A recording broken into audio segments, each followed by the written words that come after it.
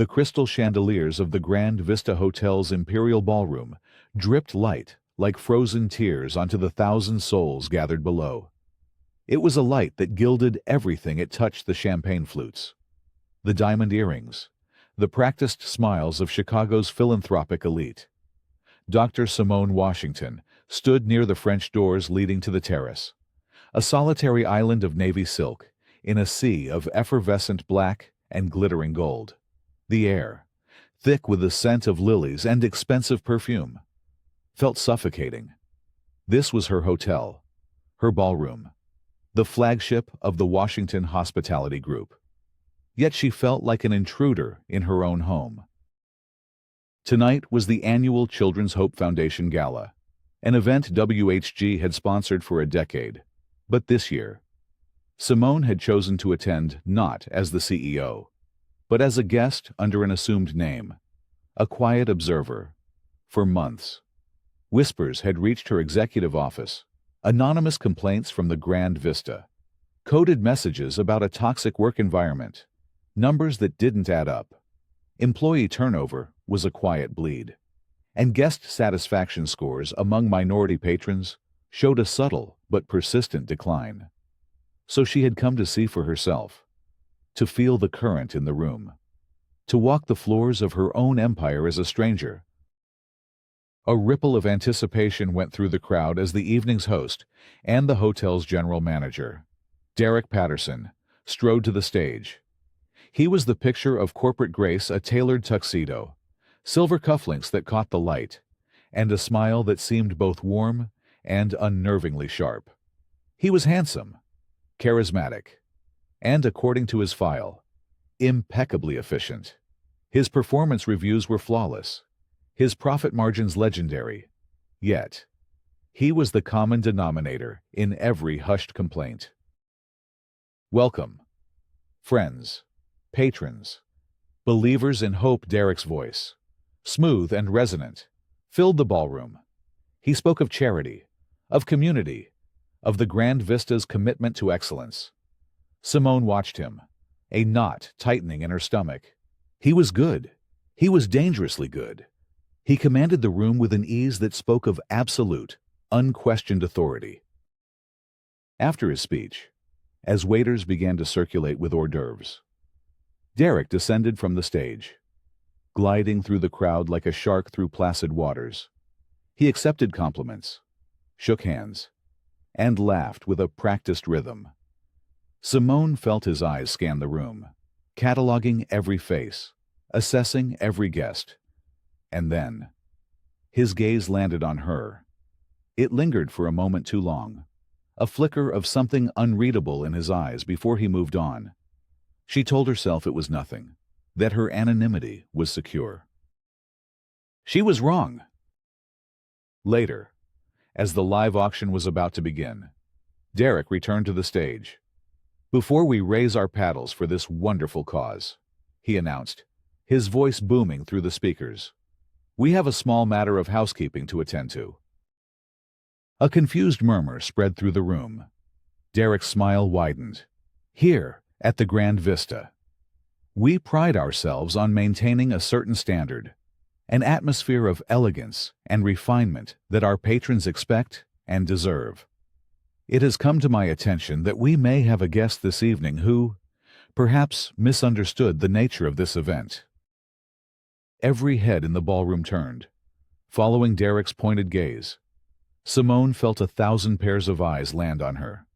The blood drained from her face, leaving a cold hollowness in its wake. This couldn't be happening.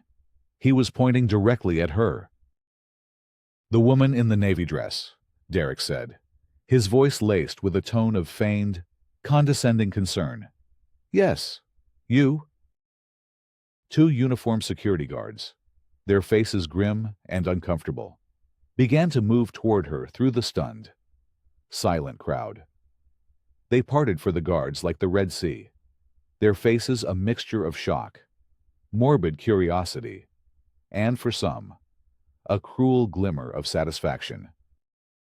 "I'm afraid there's been a mistake, Miss," Derek continued from the stage, his voice now a tool of surgical humiliation.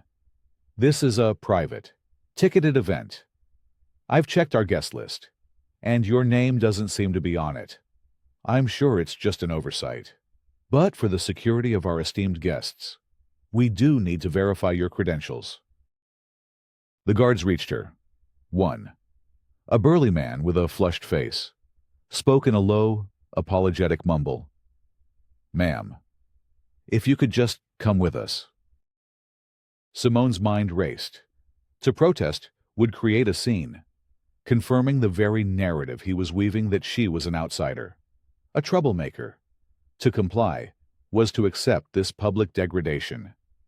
She chose a third option, with a calmness that felt utterly alien to the frantic pounding of her heart. She reached into her clutch. My ticket is right here, she said, her voice quiet but clear. She had purchased it online under the name Michelle Johnson. She extended the confirmation on her phone to the guard. The guard glanced at it and then looked back at the stage. Lost. Derek, however, was undeterred. Ah, a ticket, he said, as if this were a quaint but irrelevant detail. Wonderful. But the Grand Vista's standards extend beyond mere ticketing. It's about a total presentation, a commitment to a certain aesthetic. His eyes deliberately raked over her, from her simple pearl earrings to her natural hair, which she wore styled in an elegant, intricate twist, an aesthetic you clearly do not share. The implication was brutally clear, hanging in the opulent air like poison gas. You do not belong here. The silence in the room was now absolute, heavy, and suffocating.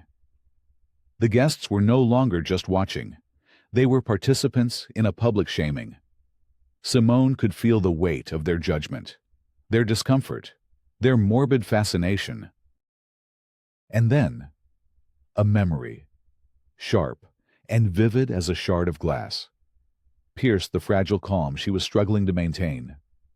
She was 8 years old, standing in the dusty yard behind her family's modest home. A boy, older and bigger, with the same sharp eyes and cruel smile as the man on the stage, stood before her. It was Derek Patterson, the son of her father's business partner. He was holding her most prized possession, a small, hand-carved wooden bird her father had made for her. "Give it back, Derek," her childhood voice pleaded. "Why should I?" he had sneered, dangling it just out of her reach. "Things like this don't belong to people like you. My dad says your whole family is dragging us down." He had then thrown the bird to the ground and stomped on it, grinding the delicate wooden wings into the dirt under his heel. She remembered standing there, frozen, the hot tears of shame and powerlessness streaming down her face. She had not made a sound. She had simply absorbed the blow, the injustice, the searing humiliation, and locked it away. The memory vanished as quickly as it came, but it left behind a core of glacial resolve. She had learned control that day. She had learned to build walls of composure so high and so thick that no one could ever see the vulnerable child within. She would not cry now. She would not give him the satisfaction. She looked from the guards to Derek, her expression unreadable. "I'm not sure I understand what you're implying. Mr. Patterson?" Derek chuckled, a sound that was utterly devoid of humor. He stepped down from the stage and began to walk toward her, the crowd parting before him. The two security guards fell back, their roles as enforcers now replaced by the man in charge. "Let me be more direct," he said, his voice dropping to a conversational, almost intimate level, which only made it more menacing. He stopped a few feet from her. "It's your hair. It's unprofessional, wild. It doesn't fit the image we cultivate here." Audible gasps finally broke the silence. Several guests pulled out their phones, the small red lights of recording video blinking in the dim ballroom. This had crossed a line from a security issue to something far more personal and ugly. "This is my natural hair, Mr. Patterson," Simone said, her voice as cold and hard as the diamonds on the wrists of the women watching. "And that may be acceptable in some places," he replied smoothly. "But this is the Grand Vista. We have standards." He paused, a wicked idea dawning on his face. He turned to a nearby waiter's station, where a pair of silver scissors, used for snipping the twine on champagne crates, lay on a linen cloth. He picked them up. The metallic gleam of the blades seemed to suck all the light from the room. "Don't worry," he said, turning back to her with a benevolent smile that didn't reach his eyes. "I can fix this for you. Just a little trim to make you more presentable." He took a step closer. The security guards looked at each other in horror, but they were frozen, paralyzed by the sheer audacity of their boss. The guests were statues, their faces masks of disbelief. Simone did not move. She did not flinch. She simply stood there, her gaze locked on his, her mind a whirlwind of cold, precise calculations. The 8-year-old girl who had her treasure crushed was gone. In her place stood a woman who owned 47 luxury hotels, who commanded a multi-billion-dollar corporation, and who was about to be assaulted in front of 1,000 witnesses in her own ballroom. The flash of that childhood memory had not been a sign of weakness. It was a reminder of a debt that had been compounding for over 30 years. A reminder that Derek Patterson had always been this person. He had just gotten better at hiding it. As he raised the scissors, the first sharp snip echoed in the silent ballroom like a gunshot. A thick, coiled lock of her hair fell to the plush, custom-woven carpet. He held up the severed strands for a moment. A grotesque trophy. His face twisted in a triumphant smirk. He made a second cut, then a third. The silver blades flashing under the crystal chandeliers, chunks of her hair, the result of years of care and pride, littered the floor around her feet. Throughout the ordeal, Simone remained perfectly still, her dark eyes fixed on a point just over his shoulder, her posture as straight and unyielding as a marble column. When he finally stepped back, admiring his handiwork, a jagged, brutal mess, he announced to the shocked room, "There. Now you look professional enough for our establishment." Simone slowly lowered her gaze, meeting his. The silence stretched, taut and fragile. Then, her voice, calm and almost whisper quiet, cut through it. "Are you finished?" Derek wiped the scissors on a napkin, clearly pleased with himself. "With your little makeover?" "Yes. I think that does it." "Much better." "Good," she said. She reached into her clutch, her movements deliberate and unhurried. She was not reaching for a phone to call the police. She was not reaching for a keycard to prove she belonged. She pulled out a simple, leather-bound portfolio. She opened it to a marked page and held it up for him to see.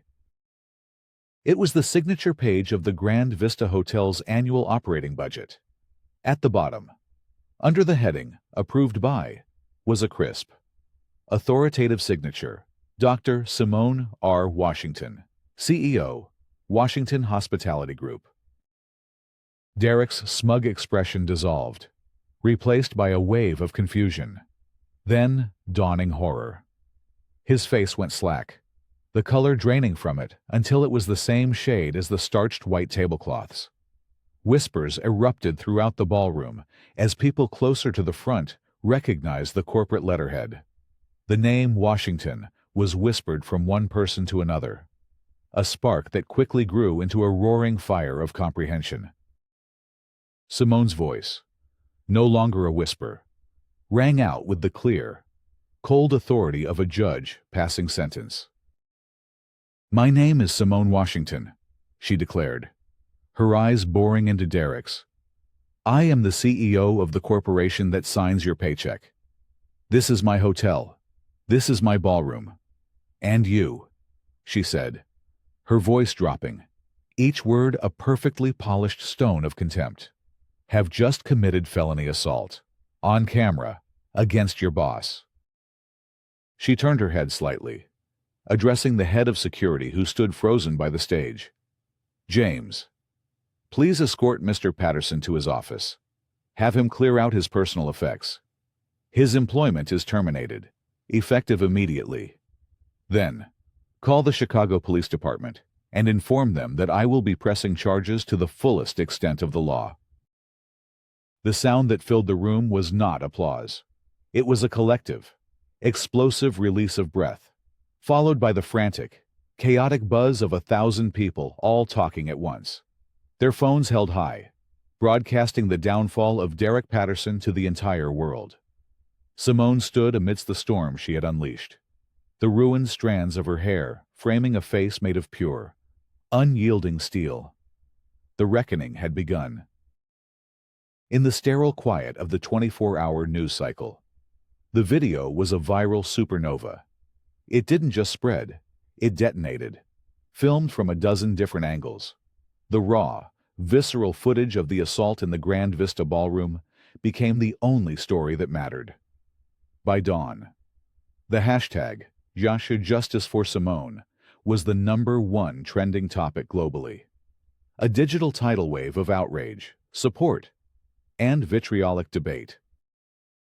At the headquarters of Washington Hospitality Group, a sleek glass tower overlooking the Chicago River, the atmosphere was one of controlled panic. Simone sat at the head of a 20-foot obsidian conference table, a mug of black coffee untouched before her.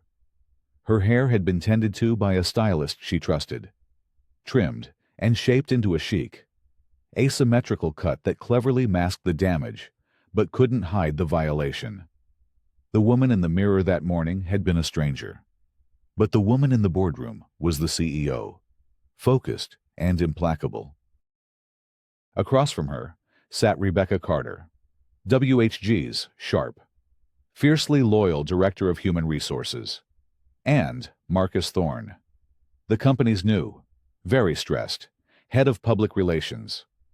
A large monitor on the wall displayed a chaotic mosaic of news channels, all showing the same looped clip of Derek wielding the scissors. CNN is calling it the assault in the ballroom, Marcus reported, his fingers swiping frantically across a tablet. Fox News is running a segment titled Corporate Standards, or Public Shaming, giving airtime to a fringe group claiming Derek was a victim of a woke corporate agenda. The stock fell 7% in pre-market trading. The board is demanding an emergency meeting for this afternoon. Let them, Simone said, her voice calm. We'll be ready. She turned to Rebecca, whose expression was grim. The preliminary internal audit is... It's bad, Simone, Rebecca said, pushing a thick binder across the table. Derek Patterson built a fortress around the Grand Vista. He handled all HR complaints locally, using a discretionary budget to settle minor issues and NDAs to silence the major ones. Nothing ever got escalated to us. He filtered everything. Show me, Simone commanded. Rebecca opened the binder. Inside were the ghosts of complaints that had never seen the light of day. A black sous chef, repeatedly passed over for promotion in favor of less experienced white candidates. A Latina concierge fired for an unprofessional accent. A series of guest complaints from people of color, all logged as customer difficult and dismissed without follow-up. It was a meticulous, years-long campaign of systemic discrimination, all hidden behind a veneer of flawless profit and loss statements. He wasn't just a racist, Simone murmured, studying a spreadsheet of vendor contracts. He was an architect. He created a system designed to look perfect on paper while rotting from the inside. Rebecca agreed. The financials are the worst part. He was overcharging minority-owned suppliers, sometimes by as much as 30%, while giving sweetheart deals to a network of vendors owned by his friends. He was running a slush fund, burying the costs in the hotel's massive operating budget. As they spoke, a new face appeared on the television screen. It was Derek Patterson, standing outside a prestigious law firm, flanked by a high-powered attorney. He looked haggard, but defiant. "This has all been a terrible misunderstanding," Derek said into a forest of microphones, his voice strained. "My actions were a regrettable, isolated error in judgment, born from the immense pressure of maintaining the highest standards for our guests. Dr. Washington has launched a vindictive and disproportionate campaign to ruin my life and my career over this single mistake. I am the victim here." Simone watched, a cold fury building within her. He was already spinning the narrative, positioning himself as the martyr, her as the vengeful, powerful woman of color coming to destroy him. "He's good," Marcus said, shaking his head. "He's playing the victim card perfectly for a certain demographic." "Evidence is better than narrative," Simone stated flatly. "Rebecca, I want you to offer full legal and financial support to every single employee, past or present, who was forced to sign one of Derek's NDAs. Break them open. Let them speak. Marcus, I want you to arrange an exclusive interview for me, not with a friendly outlet. I want the toughest, most skeptical journalist you can find. I'm not hiding from this." Her gaze drifted to a small, framed photograph on her credenza. It was the only personal item in her minimalist office. The photo was old and faded, showing two families standing proudly in front of a newly constructed factory building.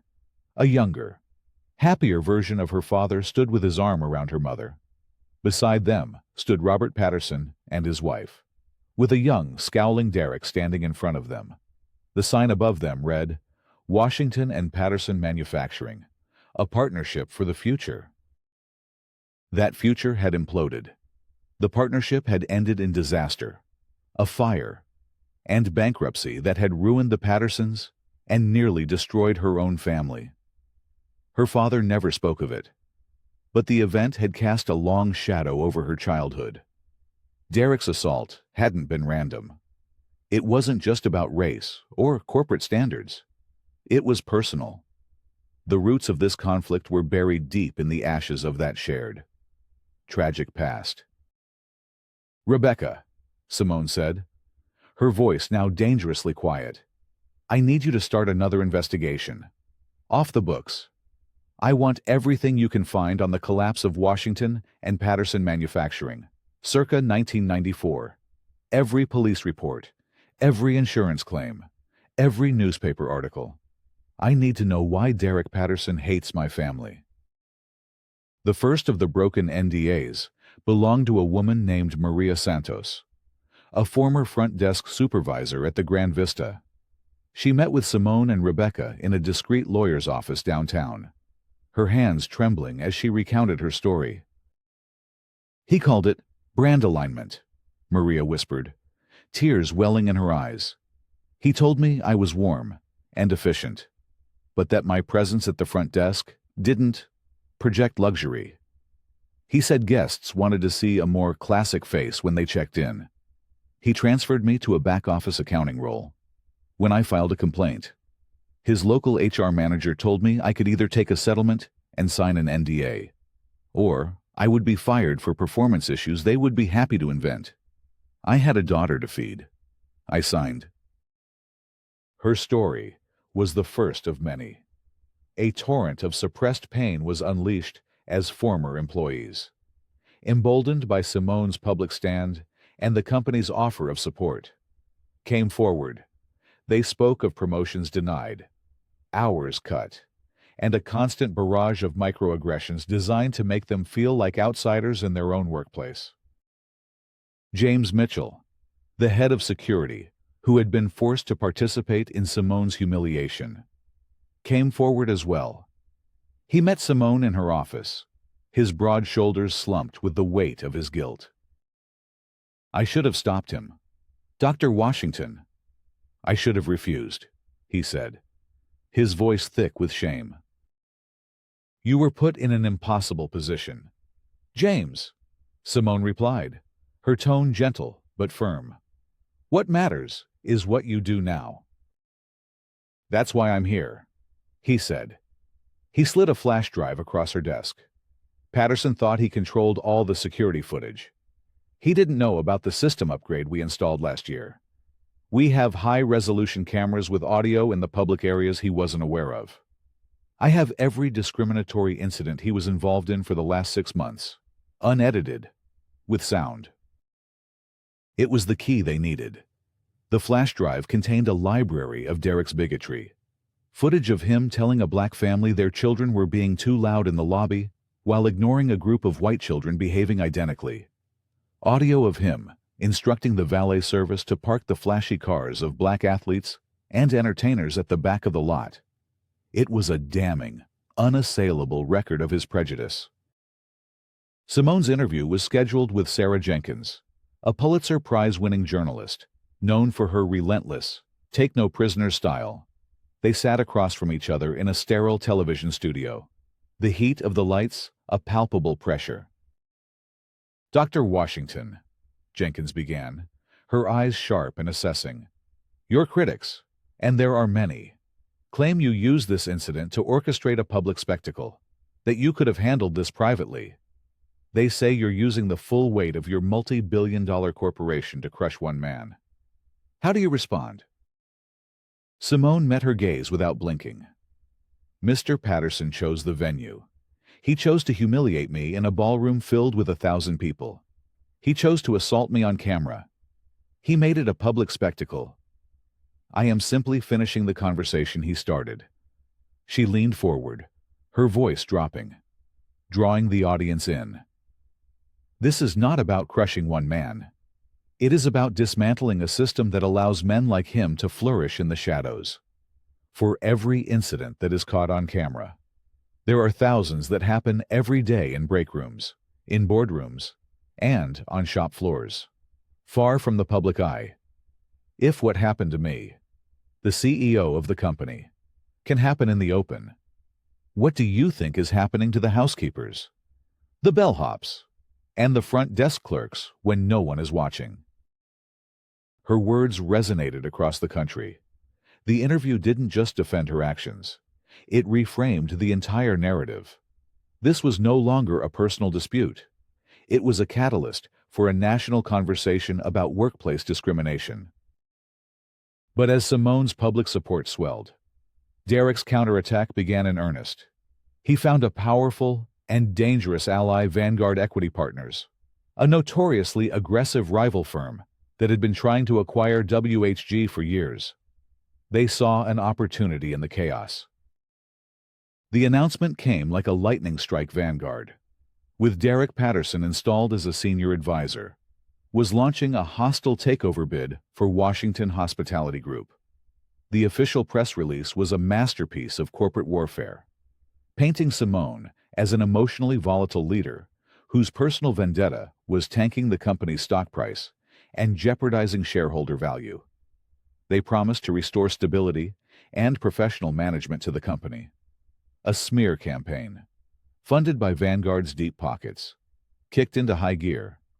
Vicious articles appeared online, questioning Simone's qualifications, digging into her personal life, and framing her as an affirmative action CEO who had inherited her father's company and was now running it into the ground. The battle had escalated. It was no longer about a single hotel or a single man's career. It was a war for the soul of her company, for her father's legacy, and for her own name. The battlefield was set for the annual shareholder meeting, just 3 weeks away. It would be there, in a room full of the company's owners, that the fate of the Washington Hospitality Group would be decided. As the pressure mounted, Rebecca's off-the-books investigation yielded its first chilling discovery. She found a series of wire transfers from a shell corporation linked to Derek, paid out to several small, local vendors that serviced WHG-sponsored charities. The payments were disguised as consulting fees. But the timing was suspicious. They corresponded directly with a series of mishaps that had plagued Simone's philanthropic projects. Over the past year, a community center's funding mysteriously being pulled at the last minute. A scholarship program's applications being lost in a server crash. A food bank partnership suddenly being audited over fabricated compliance issues. Simone stared at the documents, a cold dread washing over her. It was the midpoint twist she hadn't seen coming. This wasn't just about passive discrimination or even financial fraud. Derek had been actively, methodically sabotaging the charitable work that was most important to her. His hatred wasn't just a general prejudice. It was a targeted, personal vendetta. That night, she had the nightmare again. Fire. The smell of smoke and chemicals. Her father's face, streaked with soot and despair. And the sound of Robert Patterson screaming her father's name. A cry of pure, animalistic rage and betrayal. She woke up in a cold sweat, the question burning in her mind. What really happened at that factory all those years ago? The answer. She knew. Held the key to destroying Derek Patterson once and for all. The weeks leading up to the shareholder meeting were a blur of strategic warfare. Simone and her team worked around the clock, battling on two fronts, fending off Vanguard's hostile takeover bid, while simultaneously building an unshakable legal and moral case against Derek. The smear campaign intensified. Doctored photos and fabricated emails circulated online. Protesters, secretly funded by Vanguard, appeared outside WHG headquarters with signs that read, "Profits not politics," and "Washington must go." It was a brutal, ugly fight, designed to rattle her, to exhaust her, to break her resolve. But the attacks only hardened her determination. She drew strength from the employees who were now speaking out, their voices growing louder every day. Maria Santos became a national figure, giving poised, powerful interviews about her experience. James Mitchell's security footage was leaked to the press, providing irrefutable visual evidence of Derek's long-standing pattern of abuse. A coalition of civil rights groups organized a boycott of Vanguard equity partners, shining a harsh light on the firm's own questionable labor practices.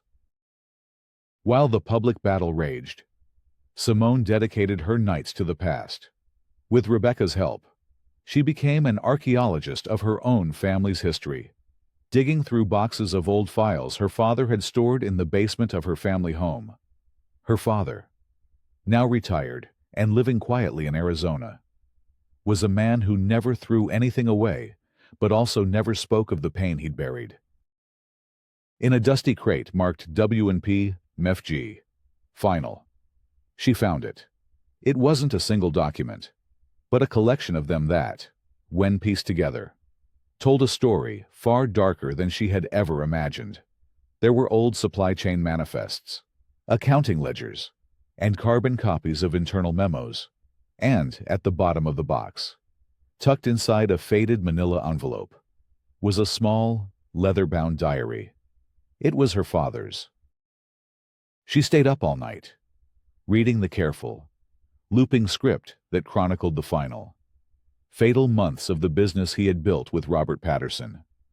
Her father's words painted a picture, not of a partnership, but of a slow, creeping betrayal. Robert Patterson, it turned out, had been in serious financial trouble. With gambling debts he'd hidden from everyone, he had started cutting corners, ordering cheaper, substandard chemicals from an unapproved supplier to cover his losses. The manifest Simone had found confirmed it. The chemical compositions listed were volatile and unstable, a direct violation of safety regulations. Her father had discovered the fraud. The diary entries from that final week were filled with anguish and conflict.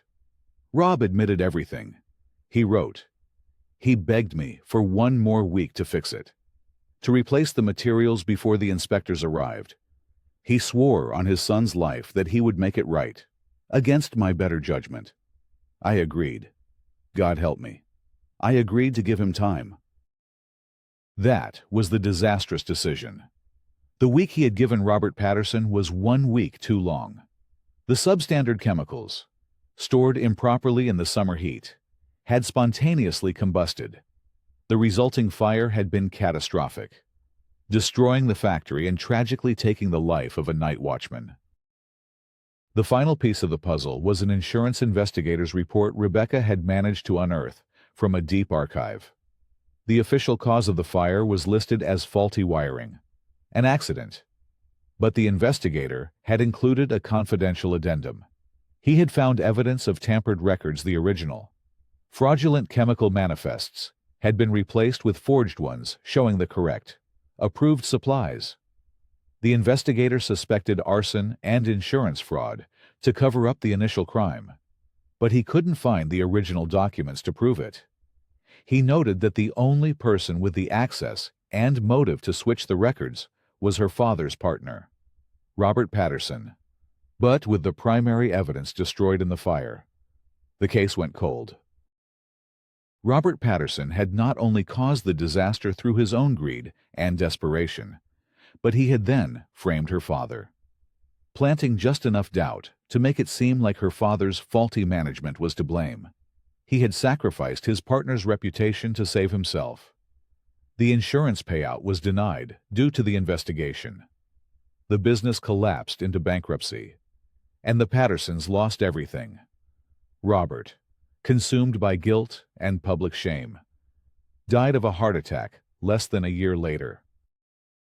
Derek had grown up believing a poisonous lie that Simone's father had betrayed his, ruining their family. His entire life had been a long, patient quest for revenge, a mission to dismantle her family's legacy and inflict the same public humiliation on her that he felt his family had suffered. His racism was real, a deep-seated ugliness in his character, but it had also been a convenient tool, a weapon he used to carry out his deeply personal vendetta. Simone closed the diary, the weight of the 30-year-old tragedy settling upon her. She finally understood the depth of the poison that drove Derek. He wasn't just a bigot. He was a man who had built his entire identity on a foundation of righteous, misdirected grief. The shareholder meeting was no longer just a corporate battle. It was a courtroom where the ghosts of their fathers would finally be put on trial. She now held the truth in her hands, a weapon more powerful than any financial report or legal argument. The question was how to use it. A part of her wanted to destroy him utterly, to expose him and watch him crumble.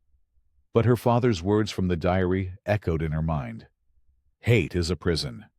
He had written in his final entry, vengeance is just another lock on the door. She knew what she had to do. She had to present the truth, not for revenge, but for liberation.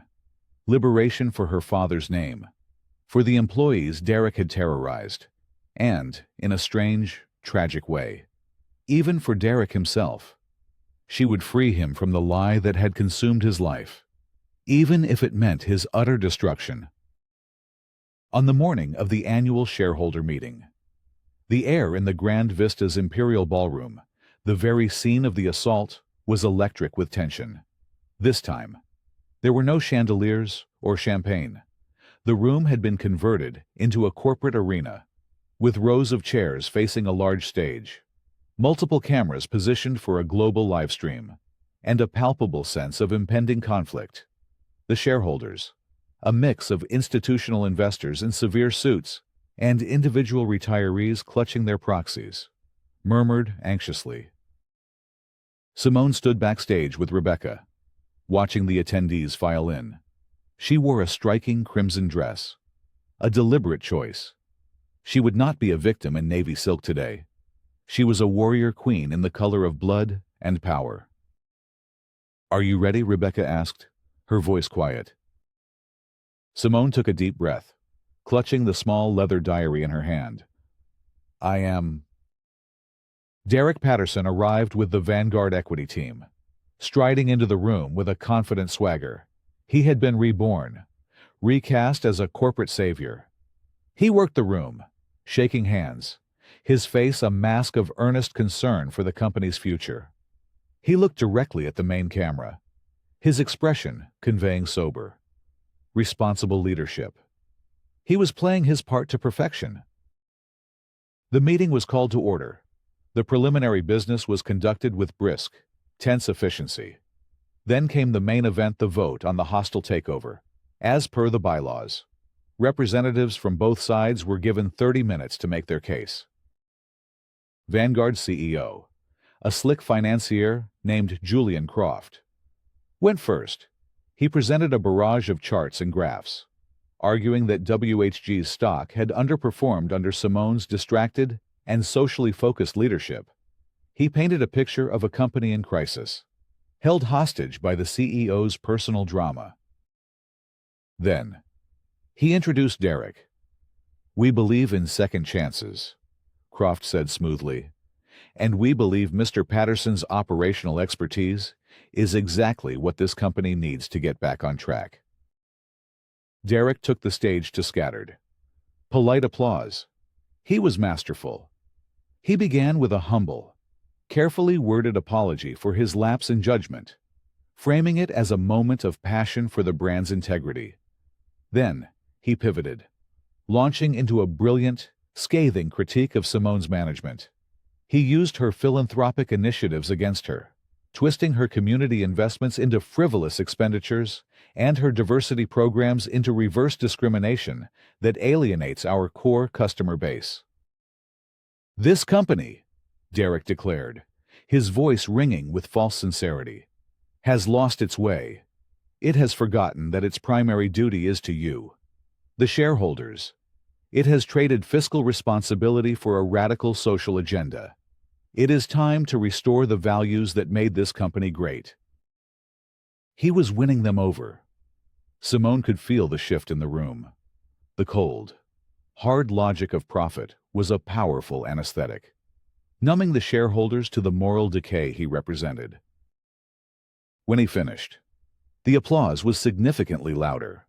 He had laid the perfect foundation of doubt and financial anxiety. Then it was her turn. Simone walked to the podium. The crimson of her dress, a stark contrast to the stage's muted blue background. She placed her father's diary on the lectern, but didn't open it. She looked out at the sea of faces, at the blinking red lights of the cameras, and began to speak. Her voice was quiet, yet it commanded the attention of the entire room. "For the past 3 weeks," she began, "you have been told a story about a volatile CEO, a failing company, and a personal vendetta. That story, like so many stories, is a carefully constructed fiction. Today, I am here to tell you the truth." She did not start with charts or figures. She started with people. She spoke of Maria Santos, of James Mitchell, of the dozens of employees whose careers and dignity had been systematically dismantled by the man Vanguard was proposing as a savior. She showed the unedited security footage on the large screens, the raw audio of Derek's contempt and bigotry filling the silent ballroom. "This is not a social agenda," she said, her voice rising with controlled fire. "This is about the fundamental principle that every single person who works for this company, and every guest who walks through our doors, deserves to be treated with dignity. That is not a liability. That is our greatest asset." She then turned to the financial arguments, dismantling them with surgical precision.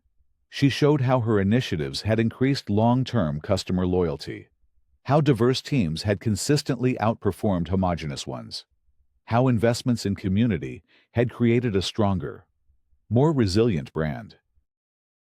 The mood in the room was shifting back, the shareholders now rapt, caught in the power of her argument. But she wasn't finished. "Mr. Croft and Mr. Patterson have presented this as a simple business proposition," she said, her eyes finding Derek's in the front row. "But it is not. For Mr. Patterson, this has never been about business. It has been a 30-year quest for personal revenge." A gasp went through the audience. Derek's face paled, his confident smirk vanishing. Simone told them the story of Washington and Patterson Manufacturing.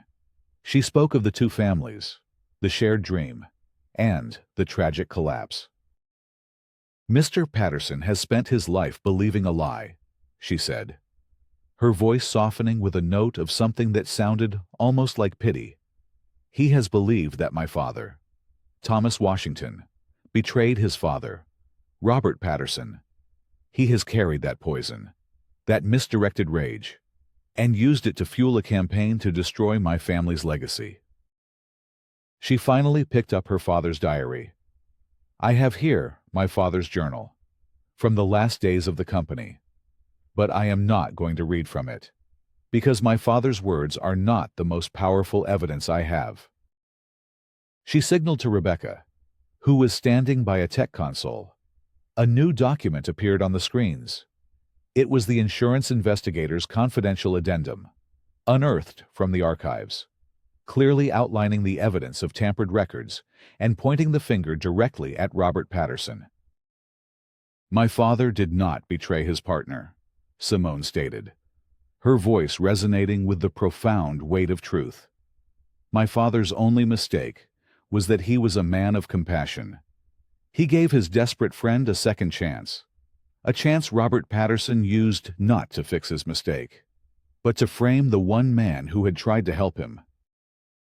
She then displayed the final piece of evidence, financial records showing that Robert Patterson had used the newly delivered substandard chemicals as collateral for a secret, high-interest loan to pay off a gambling debt, a loan taken out just 2 days before the fire. He hadn't just made a mistake.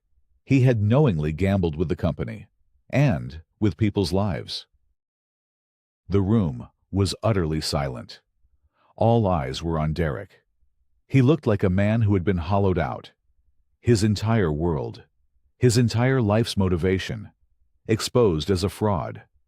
The hatred that had defined him had no target anymore, except perhaps the ghost of the father he had spent a lifetime trying to avenge. He was a tragic figure, a villain whose origin story was a pathetic lie. Simone returned to the podium. "The question before you today is not about stock prices or management styles. It's about character. It's about truth. What kind of company do you want to own?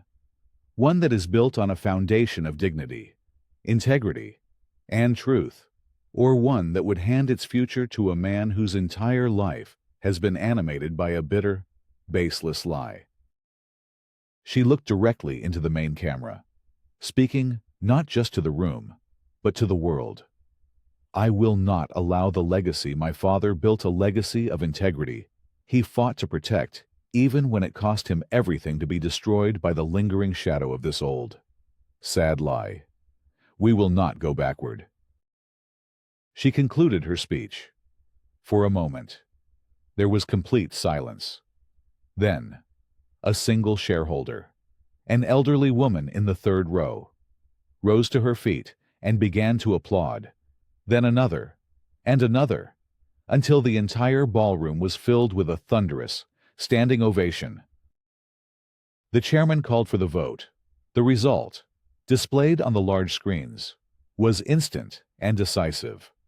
The hostile takeover was rejected by a margin of 92%. Washington Hospitality Group remained in her hands. The cameras swarmed Simone, but her eyes were on Derek. He was still sitting in the front row, shrunken and broken, as Julian Croft and the Vanguard team abandoned him, scurrying out of the room like rats from a sinking ship. He stared at the screen displaying his father's treachery, his face a canvas of utter devastation. He had not just lost a corporate battle. He had lost his past, his purpose, his very identity. Simone had won, but she felt no triumph, only a profound, aching sadness for the boy whose treasure had been crushed, and for the man he had become. The aftermath of the shareholder meeting was swift and brutal. Vanguard Equity Partners, exposed as the backers of a racist saboteur, saw their stock plummet. They issued a formal, groveling apology and fired Julian Croft, the media, which had once entertained Derek's victim narrative, now universally condemned him, replaying the damning evidence from the meeting on an endless loop. But for Simone, the real story unfolded in the quiet moments after the roar of the crowd had faded. That evening, she didn't celebrate. She sat with Rebecca in her office, the city lights twinkling below, a profound sense of emotional exhaustion settling over her. "We did it," Rebecca said softly, pouring 2 glasses of water. "Yes," Simone replied, her voice distant. "We did." She looked at the old photograph on her credenza, of the 2 families united in hope. There are no winners in a story like this. Are there just survivors? A call came in the next day from Derek's estranged wife. She had found him in his study, catatonic, staring at a framed picture of his father. He hadn't spoken a word since returning from the meeting. He was admitted to a private psychiatric facility, his collapse complete. The hatred that had been his life's fuel was gone, and, in its absence, there was nothing left. His psychological ruin was more absolute than any prison sentence. He was a ghost, haunted by the truth. In the weeks that followed, Simone focused on healing the company. She promoted Maria Santos to Vice President of Guest Experience for the entire hotel group, tasking her with redesigning their training programs from the ground up to focus on empathy and inclusion. She established a multi-million-dollar foundation, funded by a massive settlement she extracted from Vanguard, dedicated to providing legal aid for victims of workplace discrimination across the country. The true resolution, however, came 6 months later. Simone stood on a windy, overcast autumn day on a plot of derelict land on the south side of Chicago. It was the former site of the Washington and Patterson manufacturing factory. For 30 years, it had been an empty lot, a monument to failure and tragedy, overgrown with weeds and surrounded by a chain-link fence. Today, the fence was gone. In its place stood community leaders, local politicians, and dozens of former WHG employees who had been helped by the new foundation. A large banner behind a podium read "Groundbreaking Ceremony for the Thomas Washington Center for Opportunity." Simone stepped to the podium, the wind whipping at her coat. She looked out at the faces in the crowd, faces of all colors, ages, and backgrounds. This ground was once the site of a tragedy. She began, her voice steady and clear. A tragedy born of desperation, betrayal, and a terrible lie. For decades, it has been a symbol of a painful past. Today, we reclaim it. We are here not to bury the past, but to build upon it. She spoke of her plans, the assets seized from Derek's failed takeover attempt, combined with the settlement from Vanguard, were funding the construction of a new beginning. The center would provide vocational training for the hospitality industry, small business incubators for local entrepreneurs, and a legal aid clinic. It was an ecosystem of empowerment, built directly on the ashes of an old injustice. "My father taught me that integrity is not about never failing," she said, her eyes finding her father in the front row, his face etched with a quiet, profound pride she had not seen in 30 years. "It is about what you build after you have been broken.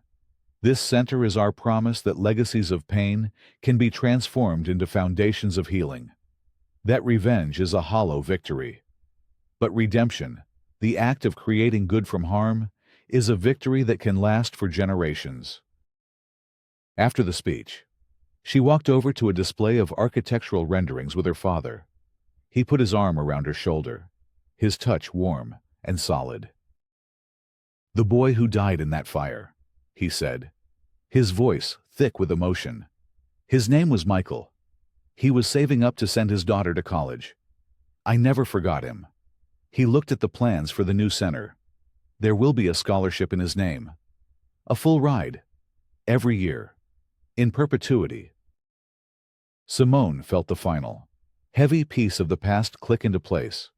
This was the true end of the story. It was not the destruction of Derek Patterson, but the construction of this new hope. It was turning a legacy of pain and revenge into one of rebirth. She had taken the power she had fought so hard to retain and used it not to punish, but to build. The cycle was broken. She was finally free. She picked up a silver shovel, its handle polished and new, and joined the other dignitaries as she plunged the spade into the cold, hard earth. Turning over the first patch of soil for the new foundation, she did not feel the weight of the past. She felt only the promise of the future.